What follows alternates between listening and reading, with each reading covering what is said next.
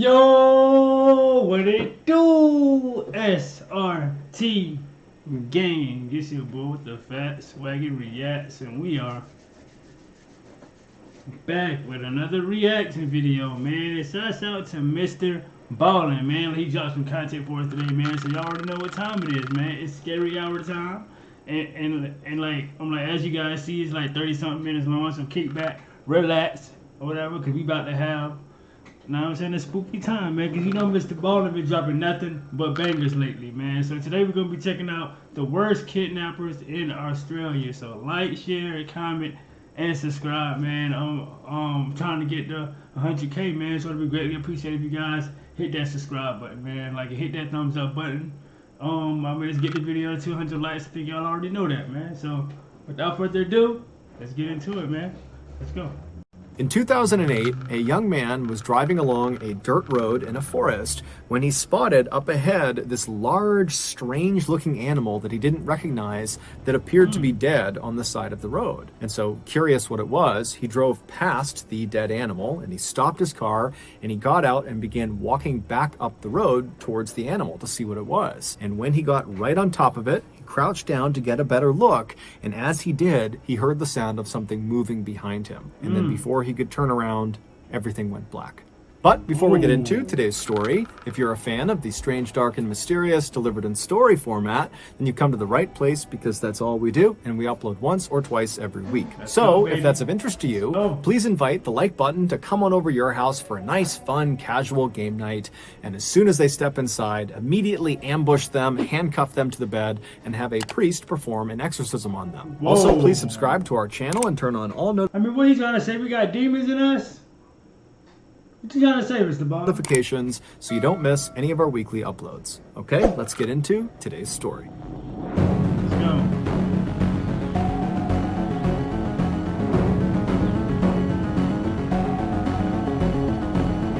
Roadkill. Let's go. Oh, man. In 2008, 22-year-old Julian Buchwald was living in a small rural town in southern Australia called Budgeree. He lived there with his parents, who owned a small house on a massive 1,200-acre plot of land, which for reference is about 2 square miles. However, this land was made up mostly of thick brush and forested areas, so for the most part, they just stayed close to their actual house.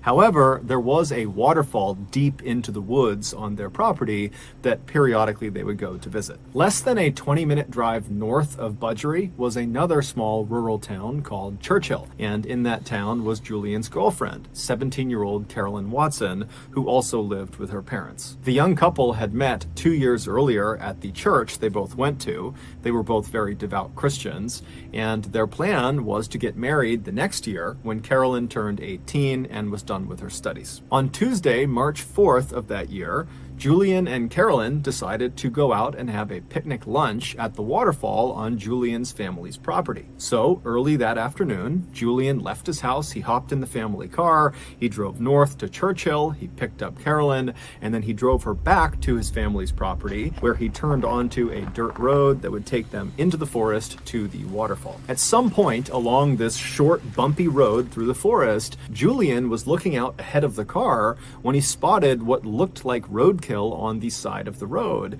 And this roadkill, it looked bigger than he was used to seeing in this area. And so he stared at it as the car kind of rolled past it. And right after they had driven past the roadkill, he turned to Carolyn and said, you know, hey, there's some really weird roadkill on the side of the road right over there. And so Carolyn, who really didn't care, she kind of slowly looked up and turned around and looked, but she didn't see it. And then after that, the two of them did not discuss the roadkill any further. And so Julian just continued to drive along this dirt road until the road kind of opened up into this big clearing. And in the middle of this clearing, which was basically this field, there was a small pond with a 10-foot high waterfall feeding into it. This was the waterfall. And so Julian parked the car right at the end of the dirt road, right on the edge of this clearing, and he and Carolyn got out. They went around to the back of the car, they got their picnic supplies out of the trunk, and they set up their picnic lunch right on the edge of this pond looking up at this waterfall. And they were there for about an hour just kind of enjoying each other's company. And then around 2:30 p.m., they realized it was time to go because they had told their family they'd be back by 3. So they packed up all of their picnic stuff. They went back to the car. They put it back in the trunk.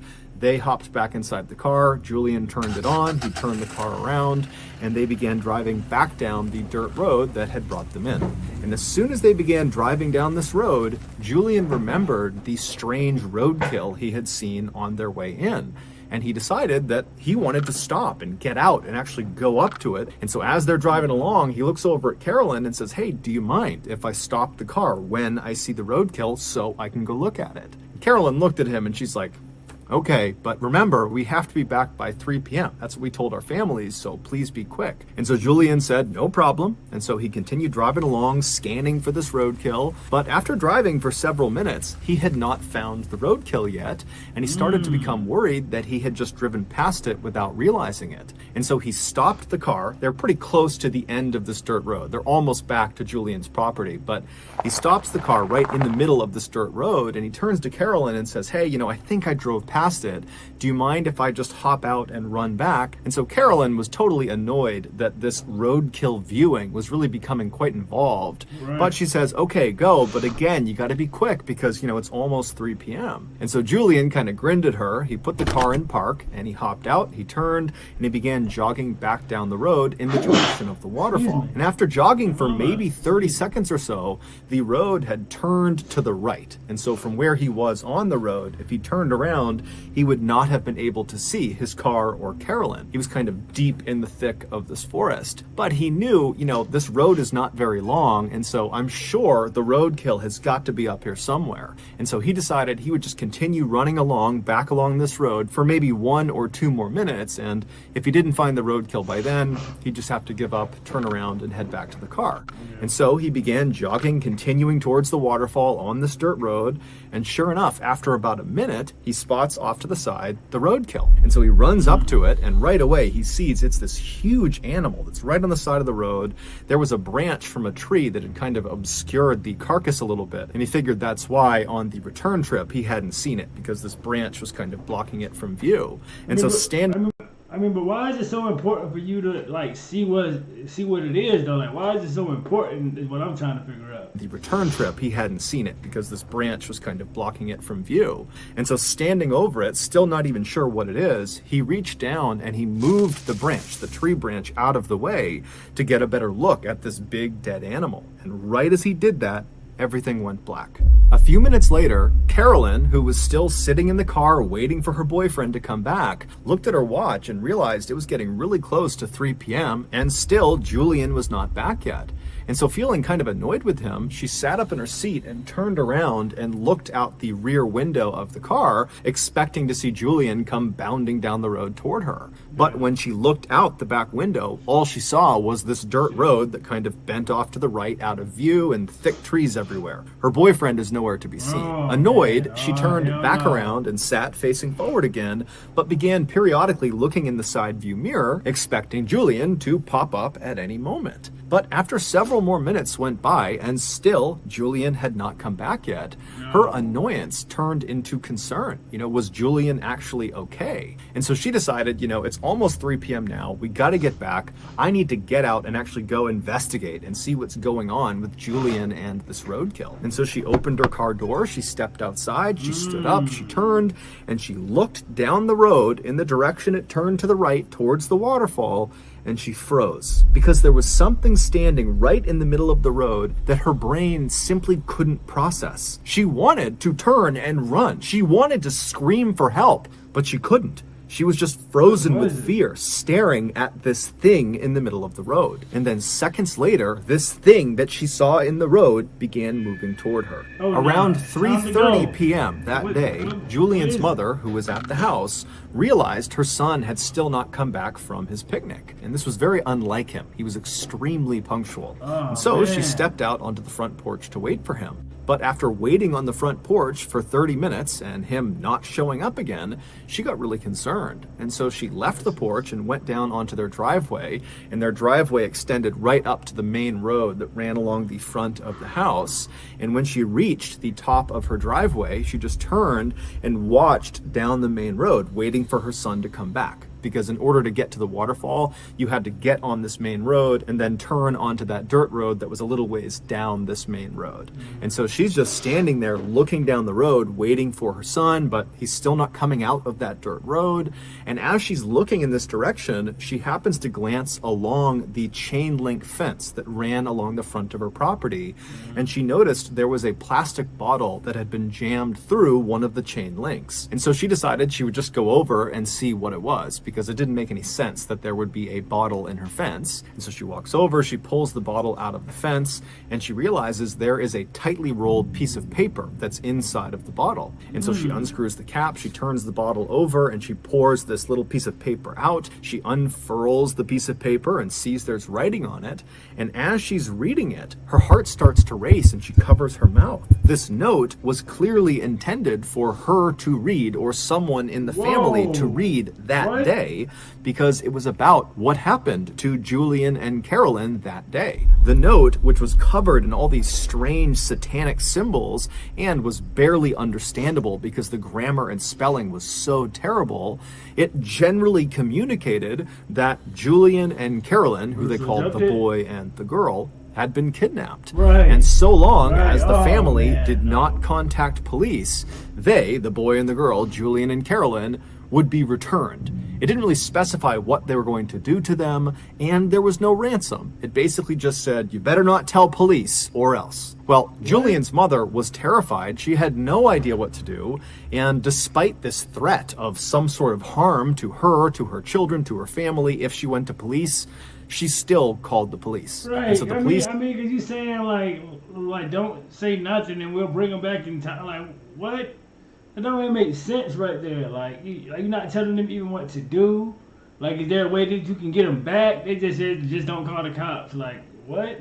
They came out to her property, they inspected the note, and right away, they noticed at the bottom of the note, it was signed with the initials ONA. And so those initials, combined with these strange satanic symbols all over it, led police to discover who ONA was.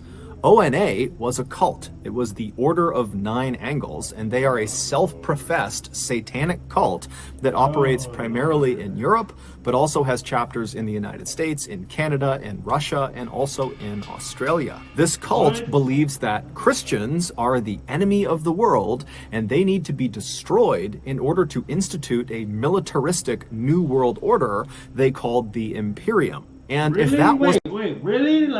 Like that's a thing out here? I never knew that, bro. It's people that be trying to, they're like literally trying to kill Christians? That's crazy. I never knew that. Militaristic New World Order they called the Imperium. And if that wasn't frightening enough, this cult openly advocates for, and apparently practices, human sacrifice. They have come out and said the people they kill in these sacrifices are people they consider lesser thans, basically the bad people of society. And if you are an ONA cult member, then who better to sacrifice than Julian and Carolyn, two devout Christians, and so two clear enemies of the ONA. Now, at first, when the police saw this note and kind of put this together, they're thinking, this has got to be a prank. I mean, Carolyn and Julian have only been gone for a couple of hours at this point, and all we have is this note in a bottle stuck into the fence. This does not seem like some huge conspiracy of a cult coming in here and snatching these kids to commit some human sacrifice. But when Carolyn's parents found out about this note and how they were still missing, like, you can always be at the right, at the wrong place at the wrong time. You know what I'm saying? Anything can happen. It can happen in the blink of an eye. So it's like, bro, like, because there's crazy people in the world everywhere. Like, I'm telling y'all, man, it could be like, the places you least suspect for it to happen, and it happened just like that. I'm telling y'all, man. They would tell the police, 10 days ago, we received a letter in the mail that had strange satanic symbols all over it, and it really didn't make any sense. It basically was threatening them not to go to police, but 10 days ago, they had no reason to go to police, and so they just didn't really understand why they received this message or who had sent it, and so they had just kind of dismissed it and not told anyone. But now, with these two notes looking nearly identical, it seemed fairly obvious that whether it was the ONA or some other person or group, whoever whoever was behind the kidnapping of Julian and Carolyn had clearly been watching both of their properties prior to the attack, which meant this was likely a more sophisticated kidnapping than it seemed. So that evening, the police launched this huge air and land search all over Julian's family's property, but despite looking everywhere, they found no sign of the young couple. There was just nothing. And over the next few days, when still there was just no sign of Julian or Carolyn, and there was no more word coming in from O&A, there were no more bottles stuck in fences or stuck in mailboxes, the police began to prepare for the worst. Then something totally unexpected happened. On March 11th, so 7 days after Carolyn and Julian went missing, a farmer was driving along this winding back road up in the mountains right near Alpine National Park. Alpine National Park is this very rugged, mountainous place that's about 250 miles to the north of Budgery. And so as this guy is driving along this road, which is very heavily forested on either side, he sees up ahead this young man and young woman who are barely wearing any clothes, come stumbling out of the forest and kind of plop down on the side of the road. And so concerned they're hurt or they're lost or something, the farmer rolled right up next to them and he rolled. Hey, I mean, you think it's Julian and old girl? I think so, bro. And how did they even get out? And so concerned they're hurt or they're lost or something, the farmer rolled right up next to them and he rolled his window down and asked, hey, are you guys okay? And they got up and they kind of stumbled their way over to the car and they introduced themselves as Carolyn and Julian and they pleaded for us. Oh, man. See, Daddy? See, I knew it was going to be them, bro. I knew it, bro. Like, that's crazy, so the farmer man. helped them into his car and he drove them to the hospital. It wasn't long before the police in Budgery learned that Carolyn and Julian had been found and they were alive. And so very quickly they rushed up to that hospital near the national park. And when they got there, they spoke to doctors who would say, Carolyn and Julian are very traumatized. They're horribly sunburned. They're covered in bug bites. They got cuts and bruises all over them, but they're okay. They're going to survive. And so the police went into Julian and Carolyn's room. And at first, they just talked to them for a couple of minutes to really see that they were okay. And after feeling pretty confident that they were, they said, look, I don't mean to just jump right into the trauma you've just experienced, but we really need any information you can give us about what just happened. Who did this to you? Who brought you out here? Because if it's O&A and they're out in the Alpine National Park, we need to know about it. We need to get out there and we need to stop them. And so Julian and Carolyn would both independently sit down and tell the police what happened to them. And so the following is the combined story of these two accounts that they gave police. Ooh, let's go, yo. Let's go, yo. Oh, man. But before we get into that, I want to tell you about today's sponsor, Current. Oh, come on, man. Come on, Mr. Ballen, man. Come on, man. Hold on. All right, let's go. So go down the story. Let's go. Mr. Ballen, man. And so again, here is the account that both Julian and Carolyn gave to police. 7 days earlier, when Julian had gotten out of the car and ran back down the road to that dead animal on the side of the road, and he had reached down to kind of get that branch out of the way to get a better look at this thing, he heard sudden movement behind him, and as he turned, he didn't have a chance to see what was behind him, but he felt something hard smash him in the back of the head, and it knocked him unconscious. When he woke up, he knew right away that a significant amount of time had passed, that he had been unconscious for what must have been several hours, because now it was dark out, and when he was struck, it was broad daylight, and he looked around him, and he had no idea where he was. He was in the middle of this forest, he had no clothes on, his wrists and his ankles were tied together, and he moved around, and he realized he had been tied to a tree that was right behind him. And so he's got no idea what's going on, he has no idea where he is, he's looking around, he doesn't see anyone, and then amazingly, when he looks down, right next to him, underneath some leaves, is a knife. And so he's thinking, how in the world is there a knife right next to me? This almost seems like it was placed to be here for me. But either way, he reaches down with his hands, he picks this knife up, and he's able to cut the restraints off of his ankles, and then he's able to cut the restraints off of his waist, and then he stands up, and he's able to kind of cut off the ones on his wrist, and then he's free. And so he takes this knife, and he has no idea where he's going, but he needs to get get away. He doesn't know if whoever brought him here is going to come back. Right. And so he just picks a direction and he starts running. Shortly after Julian had been struck in the back of the head after looking at that dead animal carcass, Carolyn was still sitting in the car and she was starting to get annoyed and kind of worried about Julian. And so she gets out of the car, she stands up, she turns, and she looks down the dirt road where it kind of bends off to the right. And standing in the road, maybe 10 feet away from her, is this man wearing all black. He's got a black balaclava over his face. And he's... Y'all already know the slogan, bro. He about to catch a few hot ones. You not finna play with me. No, sir. And I don't know where I'm at. Oh, yeah. looking right at her. Oh, and yeah. so she's so scared, she just frozen to the spot. And then this guy charges her. He tackles her to the ground. And then once she's on the ground, he rips all her clothes off. And then he binds her wrists, her ankles. He ties them together so she's hogtied. And then he puts a blindfold around her eyes. And so she's lying on the road. She can't move. She can't see anything. And she hears her attacker run off down the road. And then a couple of minutes later, she hears a car approaching and it stops right near her. And then she hears the sound of a car door opening, someone walking up to her, and then they pick her up and they put her in the trunk of this car. They shut the trunk, and then the car kicks into gear and it starts driving away. And so for hours and hours, she lay in the trunk in this horrible position where the circulation to her wrists and to her ankles were cut off. And so she's getting shooting pain in her limbs, and it's totally uncomfortable. And then after several hours, the car eventually turns on to some really bumpy road, and then it comes to a stop.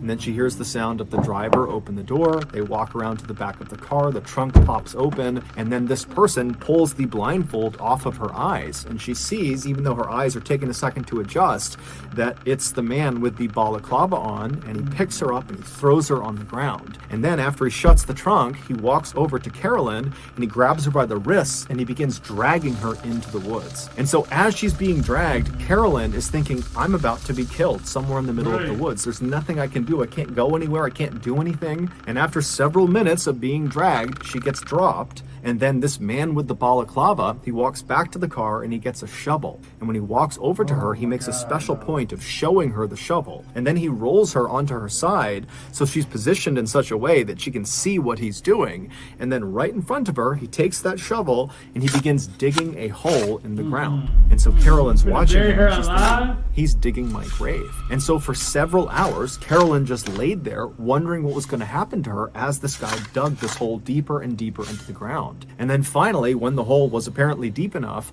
the guy got out of the hole, he dumped the shovel, he walked over to her, he picked her up, and he threw her into the hole. And so Carolyn at this point is literally anticipating death at any moment. She doesn't know how he's going to kill her, but she thinks it's going to happen any minute. And so she wriggles herself onto her knees and does the only thing she can think to do, which is just to pray. And so as she's sitting there kneeling and praying, she hears the sound of her attacker walking off. Now, the hole was deep enough that she actually could not see where he was going, but she could clearly tell he was walking away. It was almost like her prayer had been answered, that this guy was going to leave her alone. But even with this guy potentially gone, she was still in a perilous situation because she's stuck in this hole. She can't go anywhere. She's still tied up, and the temperatures are dropping rapidly, and she's got no clothes on. After Julian had managed to free himself from his restraints with that knife that he found, and after he had turned and just started running in a general direction, he had begun yelling out for help. He knew that by yelling out, he very likely could be alerting the person who had brought him here. But he's thinking, it's freezing, I don't have clothes on, I have to get help right now. And maybe Carolyn is out there. And so he's just kind of yelling out for help. And at some point, a voice yells back to him, and it's a voice he knows very well. It's Carolyn. And so in the darkness, he's kind of fumbling through all the trees, and he's listening for Carolyn's voice. And finally, he reaches her, and he finds her in this hole, hogtied, screaming out for him. And so there's this moment where he kind of explains what happened to him, and she's trying to explain what happened to her. Forget all that. Get her out that hole. Y'all over here sitting explaining stuff. Get her out the hole, my guy. What are you doing? But they're just so scared that this attacker is going to come back that Julian just hops into the hole, he cuts her restraints, and then Julian helps Carolyn out of the hole. Get her And out at this of the point, hole. Carolyn can barely walk because the circulation had been cut off for the most part to her legs for the better part of 6, 7, 8 hours at this point. But still, they're desperate to get out of here. So Julian's kind of holding Carolyn up, and they begin to walk away from this hole site. And as they're leaving, they begin scanning around the area in case, you know, this attacker has left something else on the ground, because Julian had said, I found a knife near where I was being held. And sure enough, as they're leaving, not far from the hole, they spot lying up against a tree a sleeping bag, and rolled up inside of the sleeping bag was some food and some water. And so Julian, what kind of kidnapper is this? He leaving knives, he leaving food and shelter.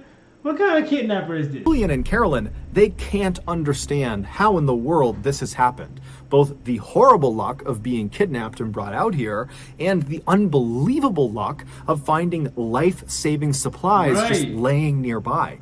But either way, they grab the sleeping bag, they grab the food and water, and they take off running. For the next 48 hours, the couple roasted during the daytime when the sun was out, because the temperatures would climb significantly.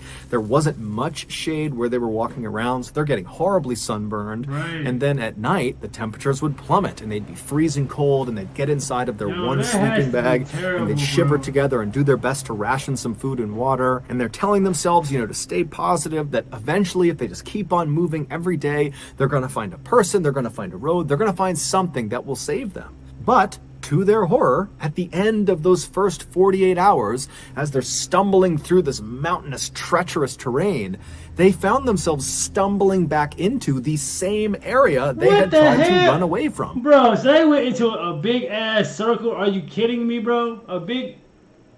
There was the hole in the ground where Carolyn had been thrown inside of. They had accidentally, over the past 2 days, walked in a big circle. Now, luckily, when they arrived back at this site, there was no one there. The attacker was long gone. And it would turn out this accident likely saved their lives, because as they looked at this site, they saw propped up against a tree was a backpack. And so they ran over to the backpack, they opened it up, and there was food, water, some clothing, and a map of the area. Now, again, the couple is totally dumbfounded why they are just happening to find these life-saving supplies right when they need them. Is this like another little, is this gonna be another twist at the end or something, like the killer's gonna pop up somewhere?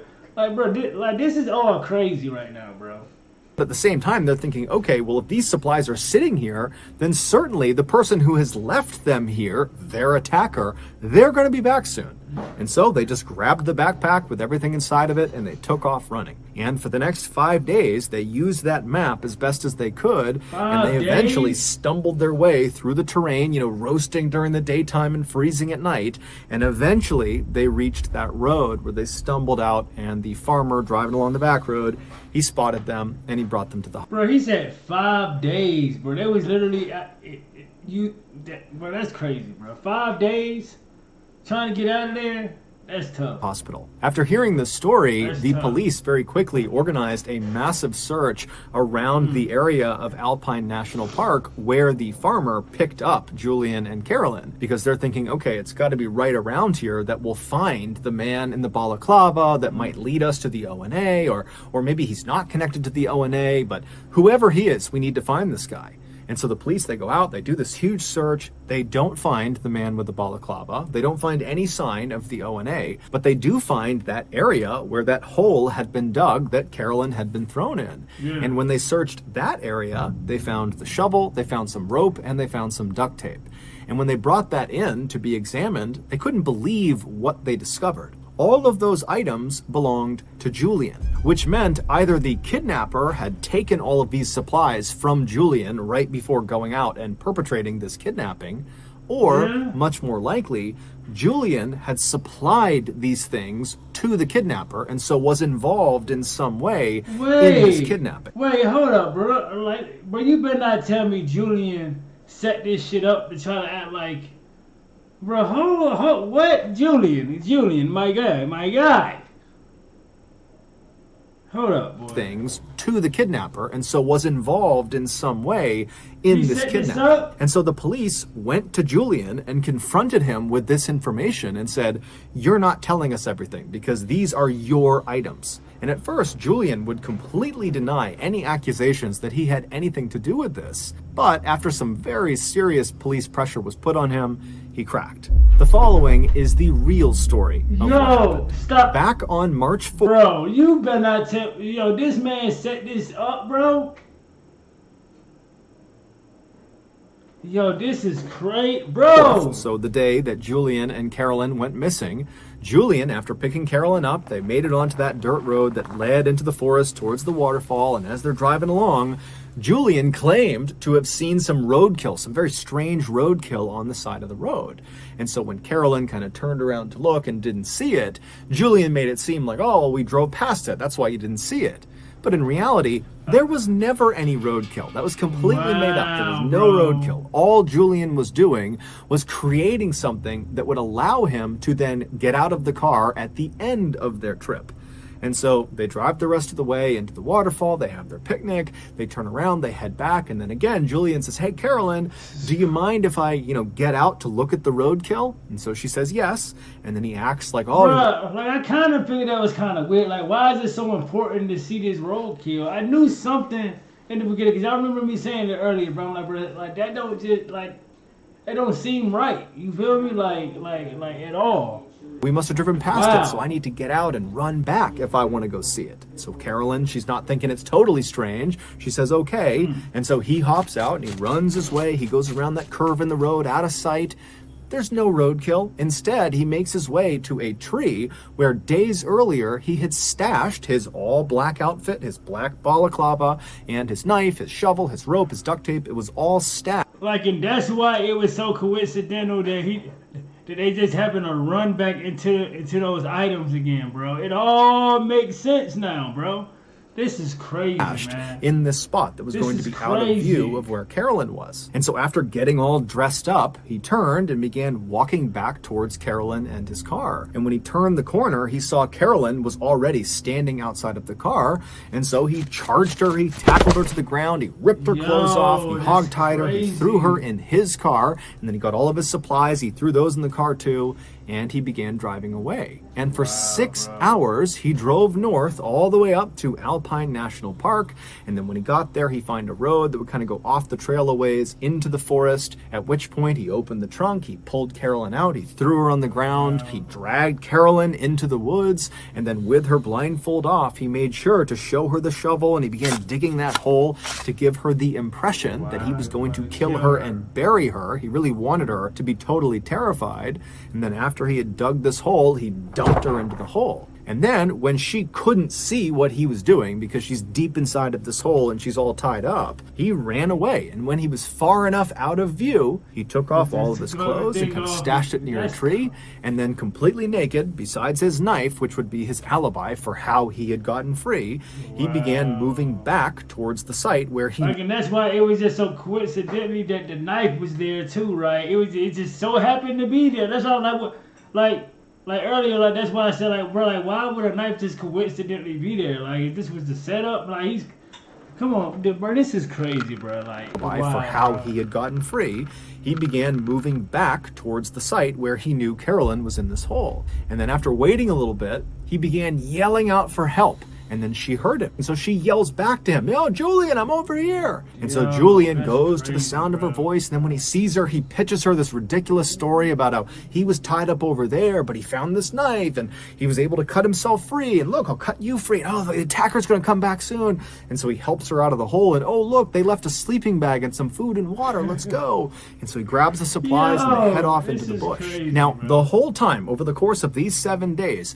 Julian knew exactly where he was. And so when they accidentally went in a circle and arrived back at the site where the hole was and then found that backpack that had more food and more water and some more supplies, that was intentional. That was not an accident. He had left the backpack there, and so that's why they had doubled back. And then 5 days later, after scampering through the wilderness, they magically found the road. But again, Julian knew where the road was. He had intentionally stayed out for the... But why did he do this? Is the real question. Why did you do all this, bro? For what? Days that they were out there. And so after Julian tells the police all this, they say to him, you know, was Carolyn in on this? I mean, did she know this was going on? And he said no. The whole time she believed they were getting stalked by their attacker. And if they ever caught up to them, they would be killed. And so the police are like, okay, well, why did you do this? Julian would say, you know, he and Carolyn were both very committed to their faith, and they both believed in not having sex before marriage. But over time, Julian had gotten to the point where he just couldn't wait any longer to have sex with Carolyn, and they weren't scheduled to get married for another year. And he just did not think he could wait a full year before they could finally have intercourse. That's crazy. And so he had staged this entire kidnapping. Bro, he did all this shit to try to get some ass, bro. Ain't no way, bro. Listen, bro, like, I'm not no ass dude to do some crazy shit for some ass, but my God, you trying to do all this just to get in the cheeks, bro? Yo, this is cool. Have intercourse. And so he had staged this entire kidnapping in order to hopefully coerce Carolyn into having sex with him. And so while he and Carolyn were out on the run in Alpine National Park for those 7 days and nights, they were not wearing any clothes or barely wearing any clothes, and at night they... So this nigga was just trying to get some ass at nighttime when y'all, like, yo, this is... Yo, I was not expecting this type of twist at the end, bro. I knew it was going to be a twist, but damn, my God. All this is trying to get in some cheeks. Only had that one sleeping bag that Julian had intentionally staged in advance. He knew they would have that one sleeping bag, and so they would climb into that bag at night because it's freezing cold out, and as they're laying there right on top of each other, he would say to Carolyn, we need to have sex in order to produce enough heat that we don't freeze to death out here. But Carolyn, despite the circumstances, every time said no. And so after 7 days of trying to convince Carolyn that they had to have sex, it was a matter of life or death, and that if they just said their vows, that under the eyes of God, they would be considered married, and sex would be okay at that point. Despite all of his best efforts, every single time, Carolyn just continued to say no, no, no. And so at the end of those 7 days, Julian finally just gave up. And so that's when they magically made their way out to the road and were rescued. Julian would also tell police that he was the one who wrote those notes prior to the kidnapping in hopes that they would believe the Order of the Nine Angles was behind all of this and he wouldn't get in trouble. Prior to his trial for kidnapping, Julian was out on bail and he decided he would just try to flee Australia.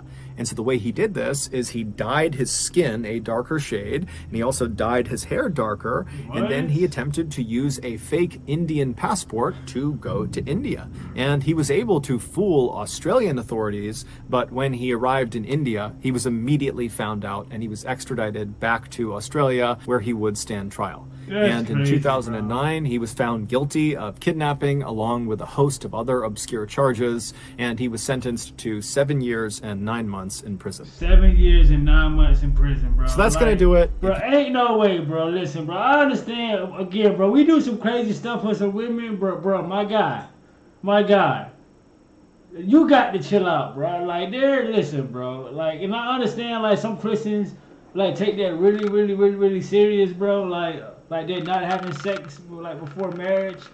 But, bro, you, like, come on, bro. I've never heard nobody doing no shit like that, though, bro. Setting all that up, like, just to try to get some cheeks. That's on a whole nother level, bro. Like, share, comment, subscribe, bro. Tell me how you guys feel about this. How do you guys feel about this guy doing this all, like, he's just trying to get some ass, and he still ain't getting none. He still ain't getting none. So he's still over here, like with, like, Palmerino, like in her 5 friends, my guy. So listen, bro. Like, share, comment, subscribe. Tell me how you guys feel about this video, man. How you guys feel about this story. And also make sure you guys are tuned in tomorrow when I drop another one for y'all, gang. And SRT gang. I am out this thing. Julian.